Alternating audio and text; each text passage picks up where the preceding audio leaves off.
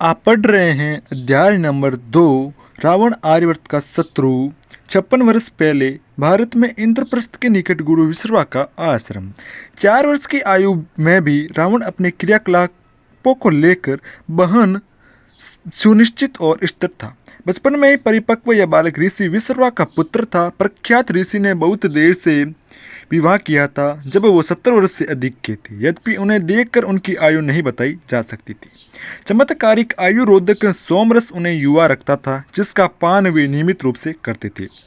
अनेक दशकों में फैले अपने लंबे कार्यकाल में ऋषि विश्रवा ने महान वैज्ञानिक और आध्यात्मिक गुरु के रूप में प्रतिष्ठा अर्जित कर ली थी। वास्तव में उनकी गिनती तो अपनी पीढ़ी के महानतम बुद्धिमानों में होती थी। इतने सम्मान्य ऋषि का पुत्र होने से रावण के युवा कंधों पर अपेक्षाओं का भारी बोझ था, मगर लगता था कि वो निराश नहीं करेगा। इतना अल्प आयु में भी उसके पास भयंकर बुद्धि थी।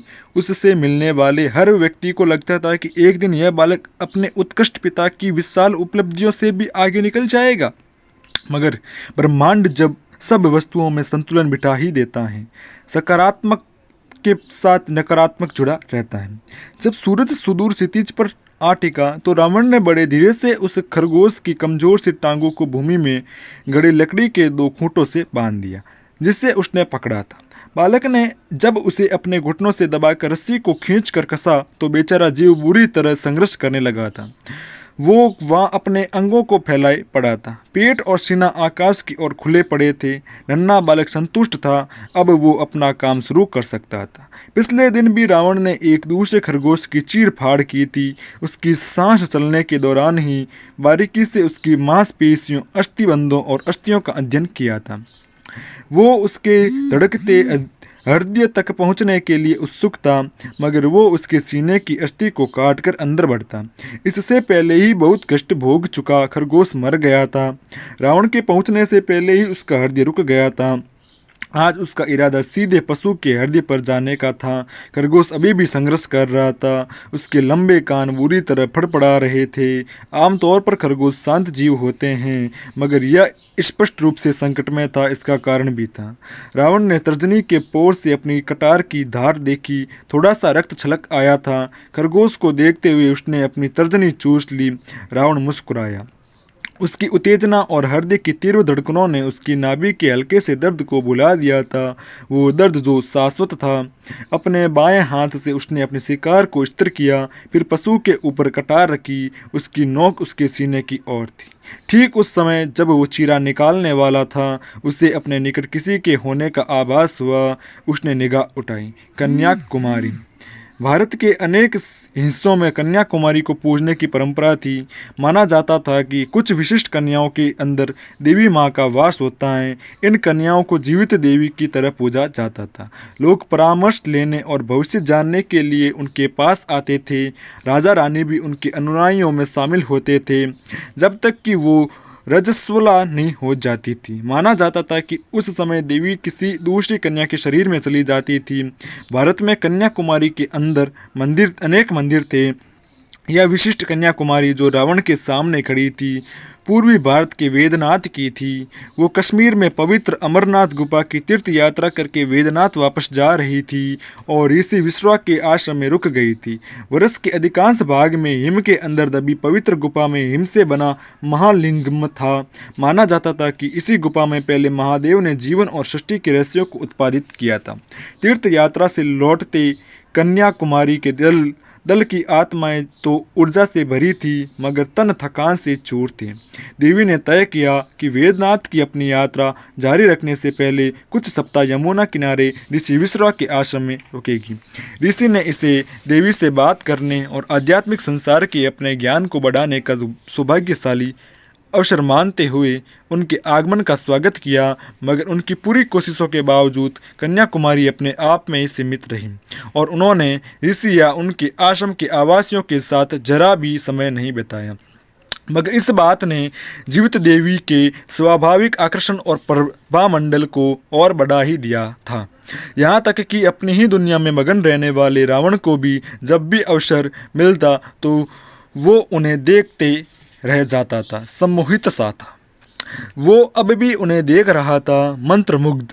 उसकी कटार हवा में ही ठहर गई थी। कन्याकुमारी उसके सामने खड़ी थी। उनके भाव शांत थे। उनके चेहरे पर उस क्रोध या घिन का कोई अंश नहीं था जिन्हें तब आश्रम के लोगों के मुंह पर देखने का रावण आदि था जब वो उसके उसके वैज्ञानिक प्रयोग करते पकड़ते थे। न ही उनकी आंखों में दुख या दया का कोई चिन्ह था। कुछ नहीं था, कोई भाव नहीं। वो बस वहाँ खड़ी थी मानो पत्थर की बनी मूर्त हो, उदासीन मगर फिर भी भय पैदा करने वाली। 8-9 वर्ष की बालिका, गेहुआ रंगत, ऊंची कपोल स्थियाँ और छोटी सी तीखी नाक, चोटी में बंधे लंबे काले बाल, लगभग रेखा रहित पलकों वाली बड़ी बड़ी काली आंखें, लाल धोती, अंग्या और अंग वस्त्र पहने। उनके नए नए नक्श हिमालय के पहाड़ी लोगों के से थे। अनायास ही रावण ने कमर पर अपनी धोती के ऊपर बंधे कमरबंद को जांचा। वो अपने स्थान पर उसकी नाभि को ढके हुए था। उसका रहस्य सुरक्षित था। फिर उसे अपने चेहरे के भद्दे धब्बे याद आए जो बचपन में हुई चेचक की निशानी थे। संभवतः जीवन में पहली बार वो अपने रूप रंग को लेकर इतना सजग हो रहा था।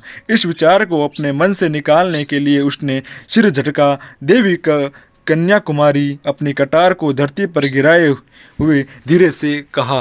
बिना एक शब्द कहे कन्याकुमारी आगे बढ़ी। उनकी भाव भंगिमा में कोई बदलाव नहीं था। वो झुकी और उन्होंने कटार उठा ली। तेज दक्षतापूर्ण हरकत करते हुए उन्होंने उस दीनहीन खरगोश के बंधन काट डाले। फिर उसे ऊपर उठाया और धीरे से उसके मस्तक को चूमा। उनके हाथों में खरगोश बिल्कुल शांत था, अपनी घबराहट भूल गया था। मूक प्राणी जैसे जानता था कि अब वो फिर से सुरक्षित हैं। प्लांस के लिए रावण को लगा कि उसने कन्याकुमारी की आंखों को प्रेम से जगमगाते देखा है। फिर वो मुखौटा वापस चढ़ गया। उन्होंने खरगोश को नीचे रखा और वो कुलाचे मारता भाग गया। कन्याकुमारी ने फिर से रावण को देखा और उसकी कटार लौटा दी। उनका चेहरा भावहीन ही रहा। बिना कुछ कहे वो मुड़कर चली गई। उनके आश्रम में आने के बाद से यह पहली बार नहीं था जब रावण ने सोचा था कि जीवित देवी के रूप में मान्यता पाने से पहले कन्याकुमारी का जन्म का नाम क्या रहा होगा। जैसे ही रावण की माँ केकसी सोई, रावण घर से बाहर निकल गया। वो तेजी से अपने गंतव्य की ओर बढ़ रहा था। अब वो 7 बरस का था और अपने पिता के आश्रम के अलावा अनेक आश्रमों में उसे विकट बुद्धि वाला प्रतिभाशाली बच्चा माना जाने लगा था। उसने युद्ध कलाओं में भी प्रशिक्षण लेना शुरू कर दिया था और वो बहुत योग्य साबित हो रहा था। मानो यही पर्याप्त न हो, संगीत के प्रति भी उसकी सहज रुचि थी। तारों वाले वाद्य यंत्र उसके मनपसंद थे, विशेषकर भव्य रुद्र वीणा। वीणा बजाना सीखते हुए उसे कुछ माह ही हुए थे, मगर उसे अभी से उससे लगाव हो गया था। रुद्र वीणा का नाम पूर्व महादेव भगवान रुद्र के नाम पर पड़ा था, जिनकी रावण बहुत निष्ठा से पूजा करता था। यह वाद सबसे कठिन वादों में माना जाता था। उसे बताया गया था कि इसमें दक्षता लाने के लिए वर्षों अभ्यास करना होता है। जब भी वो यह सुनता तो और कमर कस लेता, क्योंकि रावण सर्वश्रेष्ठ से कम कैसे हो सकता था। तेजी से अंधेरे में आगे बढ़ते हुए रावण का मन उस प्रतिस्पर्धा पर लगा था जो डागर नाम के एक संगीतकार के विरुद्ध सुबह को होने वाली थी। युवा और रुद्र वीणा का विख्यात वादक डागर ऋषि विश्रा के आश्रम में आया हुआ था। हालांकि यह मैत्रीपूर्ण प्रतिस्पर्धा थी, मगर रावण हारना नहीं चाहता था। वो फिर से उस पहली बार के बारे में सोचने लगा था जब उसने अपने पीर्यवाद को देखा था।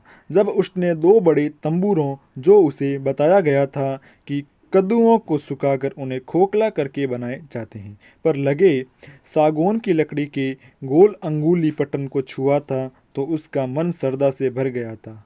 लंबाकर वाद के दोनों सिरों पर लकड़ी पर उकेरे मोर बने थे, जो कि भगवान रुद्र के प्रिय पक्षी माने जाते हैं। अंगुली पटल पर मोम से लकड़ी की 22 चारिकाएँ लगी थी और 3 पृथक गुणत्व थे।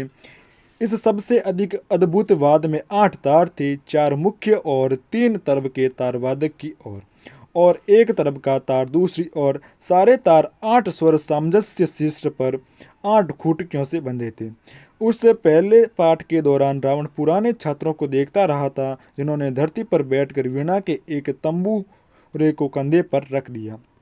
कुछ ने उसे अपने बाएं घुटने पर रखा था। उसी समय उसे आभास हो गया था कि इस वाद्य को उस व्यक्ति के अनुरूप बनाया जाता है जो उसे बजाता है। सबके लिए समान होने का कोई सवाल नहीं था। जिसने भी रुद्र वीणा की संरचना पर ध्यान दिया होगा वो जानता होगा कि इस वाद्य को बजाना तो दूर समझना भी बहुत जटिल है। सीधे